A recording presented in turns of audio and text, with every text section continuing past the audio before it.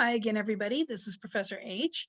Welcome to our lecture on young adulthood, which is chapter 10 in your text. For any of the graphs or references that we have, please refer to your textbook. They will have a lot of information about studies and such to support those graphs. All right, just thought I'd say that to get started because I don't have time to put a bunch of references at the end of these videos. All right. So we're going to start off talking about physical development, the transition to adulthood, and physical health. What are markers of adulthood? Well, in the beginning of our Emerging Adults chapter, we took a look at what it means to be an adult and how those concepts or that idea of adulthood has changed over the years. In general, the consensus currently would be that being an adult is marked by accepting responsibility for yourself, making independent decisions, becoming financially independent, and individualism. These are based on Western culture. So not necessarily applying to traditional cultures, but to developed cultures that are individualistic like the United States. The idea of adulthood is impacted by culture and the culture that you live in. So depending on where you live, that idea is going to be different. For example, in Israel, part of becoming an adult means that you've completed your mandatory military service. There are other countries as well that have you do a mandatory couple of years in the military, and the completion of this is a great marker of entering into adulthood. Korean and Chinese culture, part of the idea of becoming an adult is marked by the ability to care for and support your parents. That is a very important thing in those cultures. And when you reach that place where you can do that, you are thought of as being an adult. In India, the idea about having emotional self-control is something you have to achieve in order to become an adult. Once again, there's a lot of cultural variations. In traditional cultures, oftentimes that period that we call emerging adulthood does not exist. People basically go from adolescence, where they're preparing for their adult life and being trained for their roles as an adult, directly into what would be considered an adult life. These cultures have very different values, and adulthood in a lot of traditional cultures is marked by marriage and actually by having the first child. So this image is a bride and a groom in an Indonesian village. Aging really gets to rolling in actually even in young adulthood. So in emerging adulthood, you're kind of in your cognitive prime and actually your physiological prime. Once we enter young adulthood, we already start seeing some changes that have to do with aging. So don't get bummed. It's just a little bit starting out, not like, you're not going to have hair quite as gray as mine starting off. So graying of hair begins in young adulthood for many people. Skin becomes looser and wrinkles appear. So your skin starts to lose a little bit of elasticity. Cholesterol and fat begin to accumulate. Your body stores these things differently than they did in earlier periods of life. And your immune system is beginning to age. So beginning in young adulthood, you have a reduction of T cells and B cells. And these are just important cells when it comes to keeping your immune system functioning at an ideal level. Here's a little graph here, and don't get all bummed. I know I get kind of bummed looking at this stuff, but this is where the aging begins. So the process is beginning with your hair thinning and turning a little bit gray, hairline can recede, and the beginning of baldness can start happening. We already talked about skin, the thymus. We're talking about decreases in T cells, bone marrows where the B cells are. So those are those cells that are important for the immune functioning. Those kind of decrease a little bit. And then muscle mass decreases. Obviously, you can work out, exercise, things like that to improve your overall general health. But these are just decreases that we see. And your heart decreases the maximum heart rate, and the increases in cholesterol and fat start building up in arteries. All right, Speaking of fats, cholesterol, all those kind of things, we're going to talk a little bit about obesity because young adulthood is really where we start to see a lot of obesity occurring, especially in the United States and these Western cultures where our lifestyles kind of predispose us in a way to becoming obese. The first thing to consider is the change in metabolic rate. When you enter young adulthood and eat a cheeseburger and fries, your body hangs on to a lot more of that fat and such from that cheeseburger. The same amount of food that you ate in emerging adulthood or as an adolescent, your body's going to burn that up and not store that fat as easily as it does in later stages of adulthood. So in young adulthood, your metabolism and your metabolic rate is just starting to slow down a tad. So you may have to work a little bit harder to try to compensate for extra calorie intake. That change in metabolic rate is not usually accompanied by a change in eating habits. So we're still taking on the same amount of calories, fat, and food, but our body is storing more fat. So we're not burning it in the same way, which allows fat to accumulate. Genetics there's a factor of genetics. We do know that there is a genetic link to obesity running in families, but for that thing to take, for you to, genetics are not going to be the reason why you get fat or don't get fat or get obese or don't get obese. It's going to be having a genetic predisposition along with a lifestyle that contributes to those genes kind of being activated in a way, for lack of a better way of putting it. And biology, in other words, the changes in your physiology at the time are going to lead to obesity starting in young adulthood. You just don't burn it off like you used to. Our diets are normally poor in the United States, and adults with a BMI over 25 is considered overweight, and over 30 is considered obese. And once again, these are just general guideline markers that do vary. So somebody who is really muscular might have a high BMI, but not truly be obese or overweight. Obesity rates by ethnicity, as we can see from this graph, and we're talking about the ages of about 24 to 32, which is our average young adult period. Asian Americans have the lowest obesity rates, with white being second, Latino third, and African American having the highest obesity rates. Part of this is due to socioeconomic status. So once again, we're talking about people with lower income and lower education levels often are eating a less healthy diet due to not having access, not having financial ability, because in reality, a lot of the high fat things like sodas, that kind of thing are cheaper. Basically, some of that bad stuff is cheaper than the good stuff.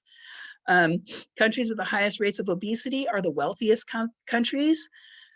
Part of the reason for our high obesity rates is our diet. Once again, eating fast food, eating things that are just kind of pre-made, not whole foods.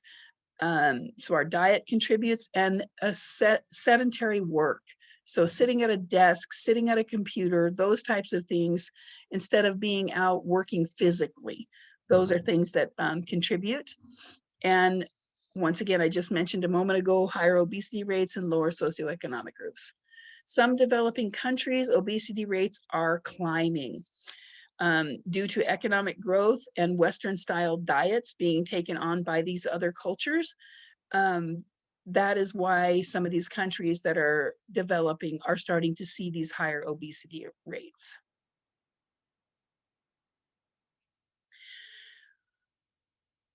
Obesity can have some severe health consequences, including high blood pressure, diabetes, digestive problems. All of these things can lead to other more difficulties as you age.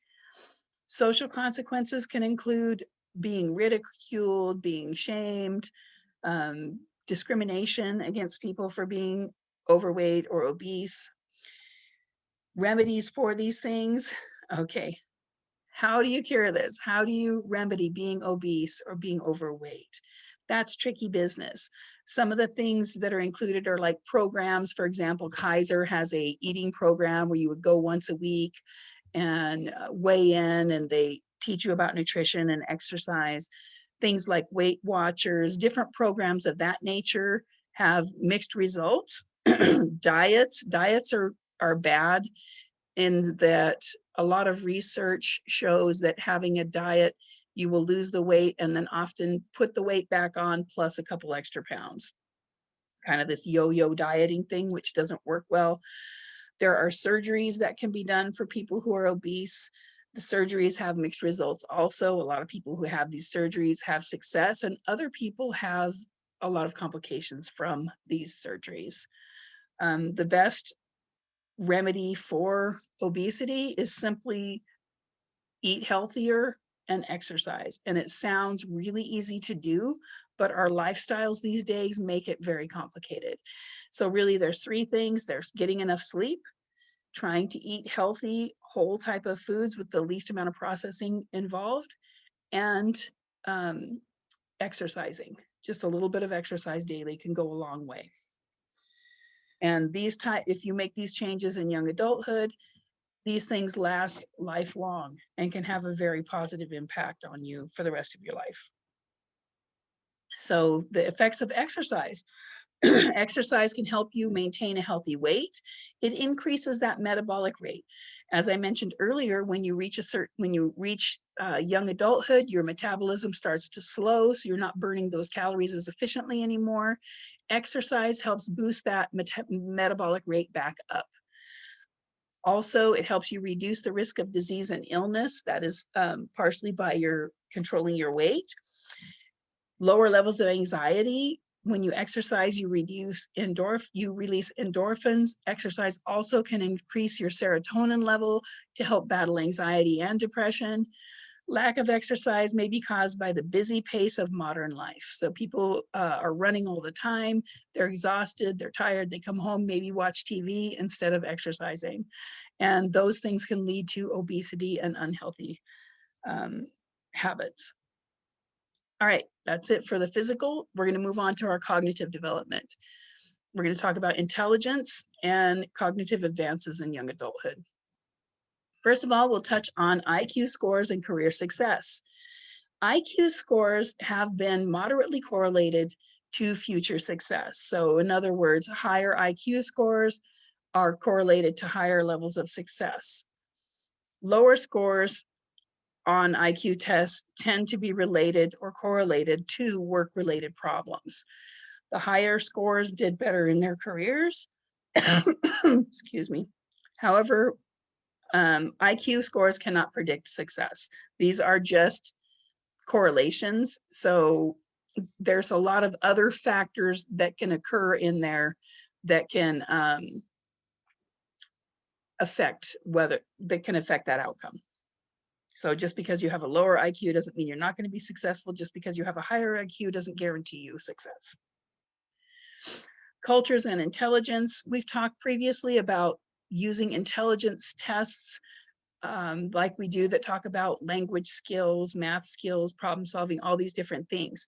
Those tests don't always capture the variety of intelligences that are needed in different cultures. For example, this image here is showing a young man who is hunting a whale. Well, this has to do with practical intelligence. This is some type of skill that he needs to have in order to survive in his culture. And so according to Sternberg, having practical intelligence is very important. So just having the knowledge that you need and being intelligent in the tasks that you have to do for your own culture and your own survival. Expertise is something that we start to develop in young adulthood. We are not usually an expert in young adulthood, but we are starting to build our expertise. The focus in young adulthood often is on gaining experience and gaining knowledge, which you can build expertise with. A 10-year study, basically on average, it is thought to take at least 10 years of work in an area to become an expert. So the expertise starts here and you build it. And then about, when you're in middle adulthood, you're starting to have a good amount of expertise. Exposure to a specific field allows problems to be addressed efficiently. And the frontal lobe maturity promotes expertise. And it's interesting because during this period of development, you have a little bit more ability to think outside the box and have more creative ways to solve problems than you do later. That cognitive flexibility declines as we age. Creativity is that ability to think about outside the box. So creativity is something that is hard to define. It's hard to measure. Sometimes it is also hard to define. So creativity, when we talk about problem solving, is having a unique way to solve problems or to look at things. Combining expertise with other qualities that contribute to creativity. So if you have a particular amount of knowledge in a certain area, you use that knowledge with your ability to kind of think outside the box to solve problems. That's kind of a creativity thing. And then, as I mentioned a moment ago, some rigidity can develop causing creativity to peak in young adulthood. So in other words, that cognitive flexibility declines with age. Young adulthood is thought of as being one of the most creative life stages, and it is where people kind of have that openness to see the world around them with, I don't want to say rose-colored glasses, but at least you are more open to new ideas. So you are more open to new ideas, which lends to creativity as well. All right, emotional and social development in young adulthood. So we're going to talk about the social and cultural context of young adulthood. For this particular stage of life, when we think about Erikson's theory, psychosocial theory of development, the stage that we're looking at is called intimacy versus isolation. So according to Erikson's theory, intimacy versus isolation is the central conflict to be resolved during this period. It may occur at the same time as identity development is happening or before. So in other words, it can happen before or after. Typically the stages, you go through each stage. However, in this particular area, we can see some flexibility there with when this occurs. There are gender differences in this development where females have a tendency to kind of excel more at the intimacy than males. All right, thinking about love. Now we're going to talk about Sternberg's theory of love. During young adulthood, people usually have love relationships of some sort. According to the triangular theory of love put forth by Sternberg, there are three main qualities which combine to describe different types of love. So the first quality is passion, which is that physical attraction and sexual desire. The second is intimacy, which is closeness and emotional attachment. And the third is commitment. Commitment is a pledge to love each other over the long run or to just stay for the duration. And these three qualities can be combined to come up with 7 different types of love, according to Sternberg's theory. This image is showing the triangular theory of love, and we'll start up here at the top. So at the top, we're looking at a relationship that has intimacy alone. Now remember, intimacy is that closeness, the one you can talk to, you can tell your secrets to, that sort of thing. So, or, where you feel comfortable talking to somebody. That is when you like somebody. So basically, this type of intimate relationship would just be a friend, okay? Over here, compassionate love would have intimacy and commitment. So in this particular type of relationship, The intimacy part where you can share your feelings and thoughts and you're committed to this relationship. So this might be a relationship with your very best friend, somebody that you're going to be there for through thick and thin, and that you feel comfortable sharing with and they feel comfortable sharing with you. It's an intimate relationship. Over on the other side of the triangle, we have romantic love. Romantic love is the combination of intimacy and passion. So in this particular relationship, we have an intimacy where you can talk and share with things, and you have that passion.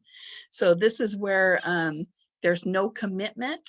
So you might have a romantic relationship with somebody, you enjoy talking to them, you enjoy sleeping with them, having sex with them, all that kind of stuff, but you don't have any commitment to that relationship. Down here on this corner, we have infatuation. Infatuation is passion alone. So this is the passionate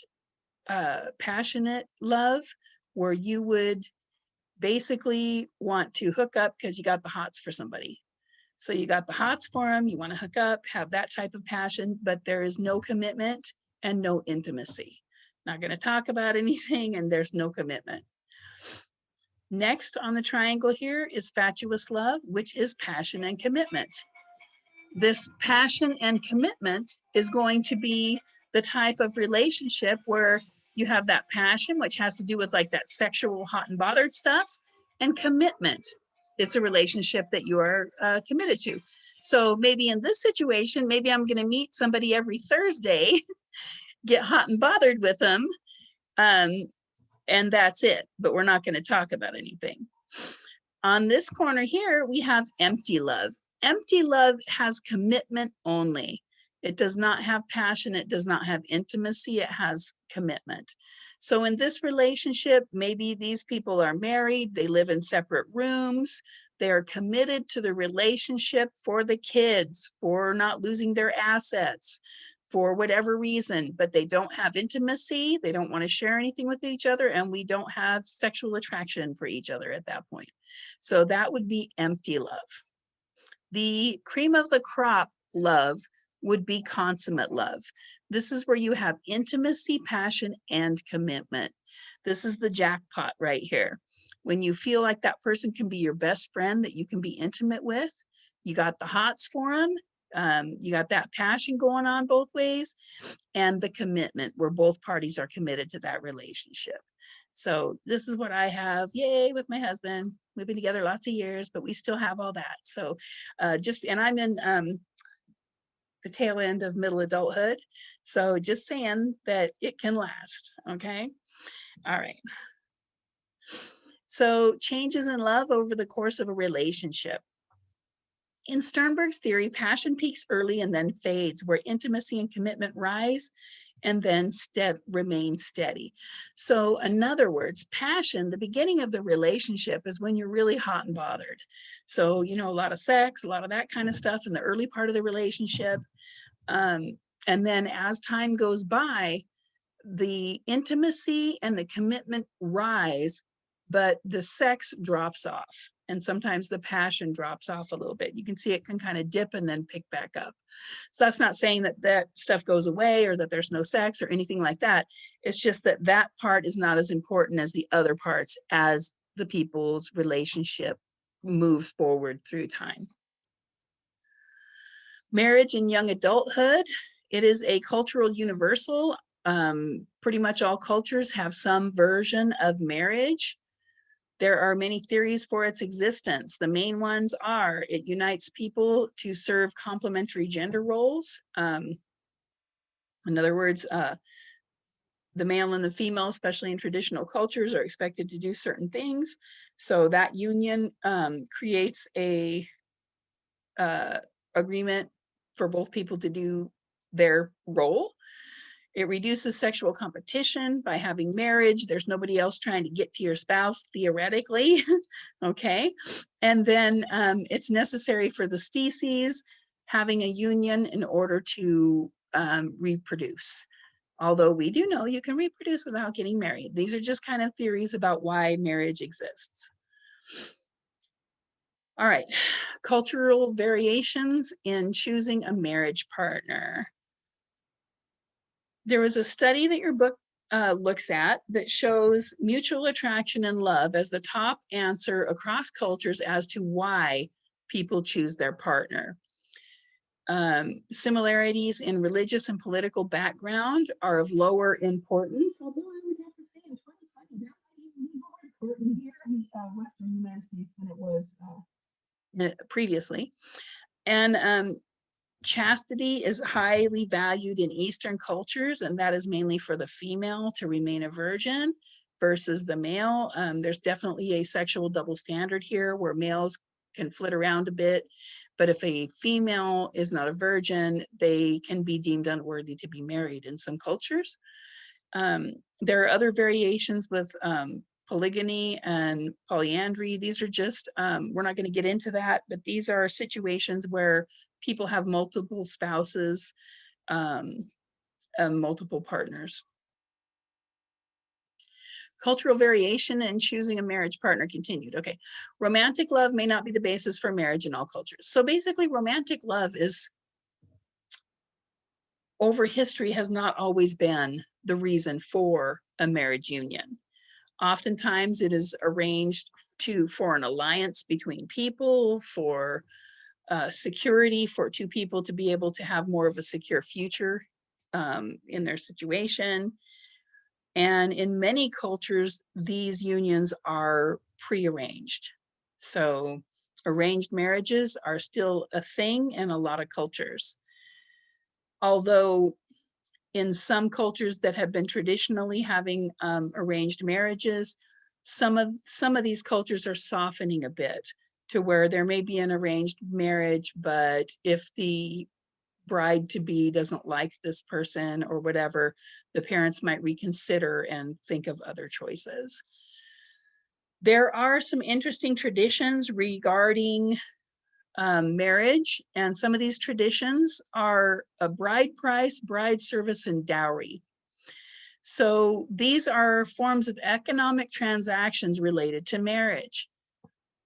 Bride price would be a certain amount of money, livestock, that sort of thing that is provided to the woman's family to basically compensate them for raising that woman and for the loss of the work that that woman would put into the family. So, this female is thought of as a valuable part of the family who contributes.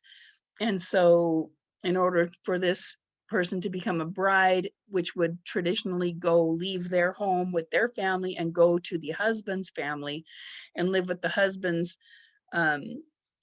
mother and other people, depending on the culture, there is a price that they pay, a bride price. Bride service is where the future groom goes and lives with the bride's family and works for the bride's family for a period of time and does a certain amount of service in order to either lessen the bride price or as in lieu of a bride price. So they go in and they put this time, and in some cultures it can be up to like 5 years that they have to spend working in order to get to be able to marry that bride. Now, those two, the bride price and the bride service, are things that indicate that a woman is a valued individual. On the other hand, a dowry, which is illegal in certain places like India. However, they still do it, but it's illegal. It used to be a part of the United States, a part of European culture.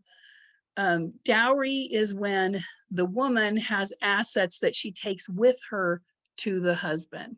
So if the bride doesn't have a good dowry, the husband does not want to marry her, or the prospective husband does not want to marry her. Sorry about that. So this particular type of thing is indicating that this bride does not have enough value in herself that you have to throw in something with her before you'll take her. And it's interesting that Western cultures and Europe had for a long time this dowry in place. Okay. excuse me, many places still have arranged marriages. And in these arranged marriages, people are supposed to they would have that commitment to start with. And intimacy and love is something that could grow later, but it does not start with that. Western marital roles and marital satisfaction. So Western marriages are strongly based on intimacy and sexual relationships. These are more modern views. And the idea is that your mate is intimate with you and wants to have sex with you. Basically, these should be exclusive for a marital relationship in traditional ways. There are other ways that people do things. I'm not criticizing how other people do things, polyamorous people, anything like that. I'm not criticizing. I'm just saying that's kind of the most traditional here. Interestingly, when you have that intimacy and that good sexual relationship, marital satisfaction is rated as good. If you are focused on having an ideal mate, and you think that you have this image in your head about what the ideal mate is and the ideal person that you want to be with, marital satisfaction tends to be lower, or you tend to be dissatisfied, because there's no perfect spouse, there's no perfect mate. Everybody has their faults, and learning to live with each other and learning to appreciate people's good points and learning to agree to disagree, things like that are really important for successful marriage. If you are just expecting your spouse to be this perfect ideal spouse, you're probably going to be dissatisfied. There is high variability among couples. I kind of mentioned that. There's a lot of different ways that people do things. Factors that predict marital satisfaction: having realistic expectations, just expecting realistic things from your partner, having shared interest, enjoying spending time together, shared roles and responsibility, not lumping all the responsibility for one thing on one person, but actually sharing those things, and shared power. Feeling like there is a power imbalance due to one person making more money than the other, or whatever it is, can really lead to dissatisfaction in a marriage. In addition to for marriage satisfaction, it is necessary to continually adjust. So being flexible and open-minded with your partner is another very important feature. Divorce in young adulthood. So a lot of times people feel that marriage should provide emotional needs for love and intimacy. And those things are important in a marriage. However, if people feel like they are not getting that from their partner, not getting that intimacy, and if the marriage is not providing them with the ability to be self-fulfilled, it could lead to divorce. The belief in self-fulfillment in marriage leads to high divorce rate in the US. In other words, thinking that the marriage is going to be the thing that makes you happy. You need to find what makes you happy, and then the marriage is in addition to that. So there are rising divorce rates worldwide. US kind of leads in divorce rates. But as the world becomes more globalized and more westernized in certain areas, you will have rising divorce rates. Okay, big causes of divorce include the age at marriage. So getting married younger than 25 is a huge risk for divorce. Having divorced parents is a risk for divorce. Having low socioeconomic status, because conflicts over money and just stress of trying to pay bills and things like that, and child rearing in those situations causes a great deal of stress. Partner's behavior. So if a partner is abusing alcohol or drugs or infidelity, those are reasons for divorce also. And it is thought that the adjustment period after divorce, the hardest time would be in the first 1 to 2 years after divorce. Singleism, kind of an interesting word. Being single was once thought to promote an increase in mental health problems, physical problems, substance abuse. It was just thought, oh no, it's just really bad to be single. However, new research has shown that the negative impact of being single was pretty much overblown. There's a lot of people who are very happy and single. So analysis has shown that these negative effects were overblown. There are ethnic variations in singlehood. African Americans have higher rates of cohabitation than other groups. And remember, cohabitation is living with a romantic partner in an unmarried setting. By the age of 40, 41% of African Americans have never married. In Asian countries, the urban areas, 1/3 of women 30 to 34 are single. And in Japan, surveys have shown that single adults are the happiest group in Japan. I'm happily married, but there's a lot of happy single people out there too. All right, gay and lesbian partnerships. Most cultures have some form of same-sex partners. This has been something throughout history. Native American cultures and other cultures have more than just the male and female gender that has been historically part of their culture. Couples are just like heterosexual couples in most ways. They're seeking long-term relationships. And, the attraction stuff works the same too. They're seeking out similar partners that have similar interests as well. Sexuality in young adulthood. Sexuality peak occurs in young adulthood. So that is where the sexual peak is. It is socially acceptable at that point to be more sexually active. There is implied pressure to have children. A lot of times, you go visit those older relatives and you're a young adult and they're like, when are you going to have kids? When are you going to settle down? So there's pressure for that. Western countries report sexual activity is less about children and more about intimacy. Men report more sexually motivated behaviors than women. So in non-Western cultures, oftentimes a big goal of sexual activity is for reproduction. And men, due to their higher testosterone levels and such, have a tendency to be more motivated towards sexual behavior. Parenting, majority of young adults become parents. In traditional countries, becoming a parent is extremely important, and that is one of those big markers of becoming an adult. Fertility is the goal of a woman, and men enjoy greater status. So in a lot of traditional countries, if a female cannot get pregnant, she can be divorced, put to death, all kinds of stuff. Whereas men enjoy a greater freedom than women. And we talked about that even in adolescence, how even adolescent males in a lot of cultures have more leisure time than females. In developed countries, becoming a parent is a choice. Children are not seen as an economic asset. We don't need them to work on the farm usually. And because we are an individualistic culture, when you have children, you're not getting all that help from relatives like you would in a traditional culture. Here's some views on becoming a parent, advantages and disadvantages. Giving and receiving love and affection, and the disadvantage, downside, loss of freedom, restrictions on choices. Advantage, greater meaning to life. Disadvantage, not enough time for both family and work. Advantage, becoming less selfish and learning to sacrifice. Disadvantage, less time with spouse or partner. Advantage, satisfaction of helping children learn and grow. Disadvantage, worries over children's health and safety.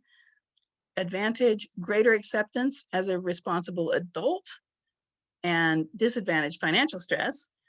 And then lastly, the advantages are less fear of death because children will carry on.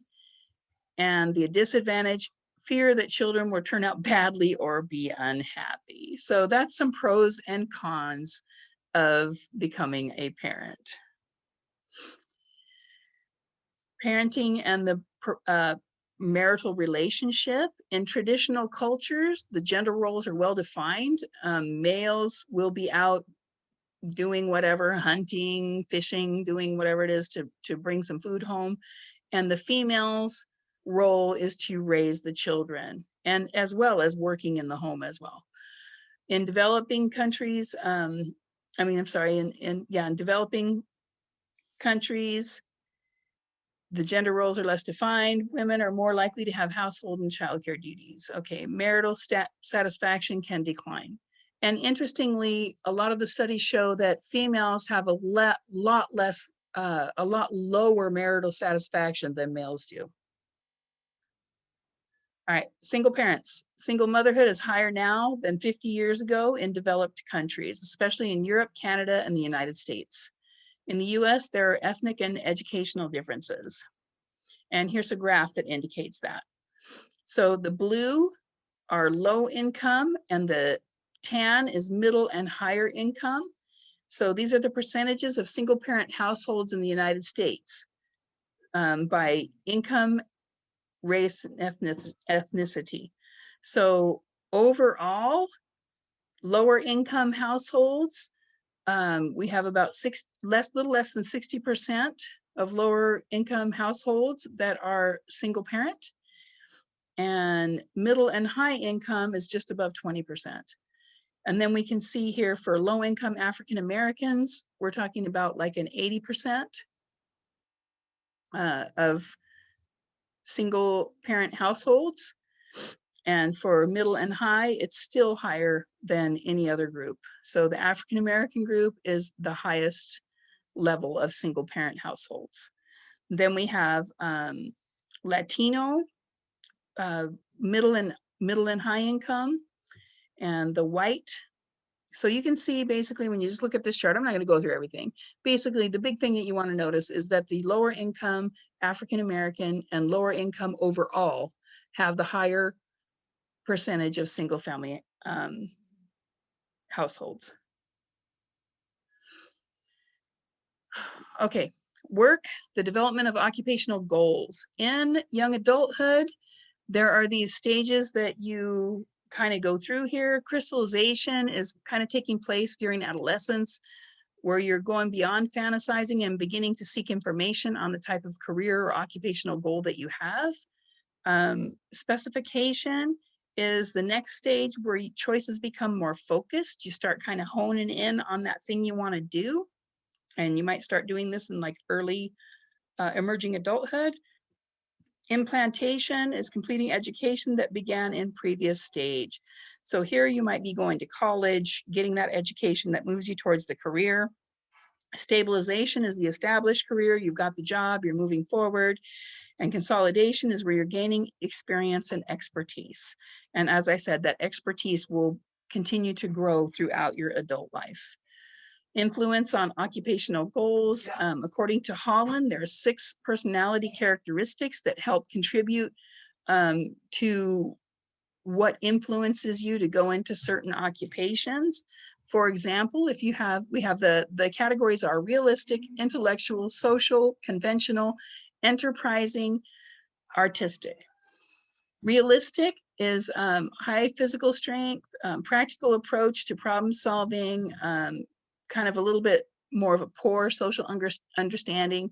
So jobs that involve physical activity, practical application of knowledge, farming, trucking, construction, things like that. Intellectual is high on conceptual and theoretical thinking, but lower on social skills. So research in fields such as math and science, those are the career fields to go with for that. Social would be high in verbal skills and social skills, jobs working with people, such as teaching, social work, and counseling. Conventional personality type, which would be high on following directions carefully and dislike of unstructured activity. So that would be jobs that involve clear responsibilities. They don't require really any leadership to be taken. And so like a bank teller or a secretary, somebody that doesn't have that leadership role, but is willing to go through structured activities. The enterprising type of personality would be high in verbal abilities, social skills, and leadership skills. Good jobs for this type would be sales, politics, management, and running a business. And for the artistic type, these are people who are introspective, imaginative, sensitive, and unconventional. So artistic occupations such as painting, writing fiction, graphic design, things like that. All right. Other impacts on occupational goals. Gender can impact occupational choices. Sometimes people don't want to go into particular fields that are thought of as being man's work or woman's work. Women are overrepresented in the service sector, considered woman's job, like waitresses, social workers. They tend to be lower paying and lower status. And women are underrepresented in the STEM fields. So that's science, technology, engineering, math, all of those things, women are underrepresented. And that's why we try to encourage women to check into these fields during their early college years to see if it's something they would be interested in. Gender socialization and balancing work and family roles play a part. Women have something called second shift, where basically in a lot of situations, women are expected to go to work, do their regular 9 to 5 or whatever their hours are, and then come home and take care of all the family business and the cooking and all of that kind of stuff. And that's kind of called that second shift. It is rare for men to leave work and care for family members, like pick up the kids or have to leave if the kid is sick, even when paid to do so. In the United States, a partnership is a really good thing to have, and things seem to be trending a little bit to where both parties are more involved in a lot of situations. Having a flexible workplace can help with changes in these gender roles that have to do with work. So in other words, being able to be flexible with somebody when they've got to pick up their kid, let them make up time later, that kind of thing. All right, so that's it for this one. I hope you guys take care and have a lovely day. And that's it for now.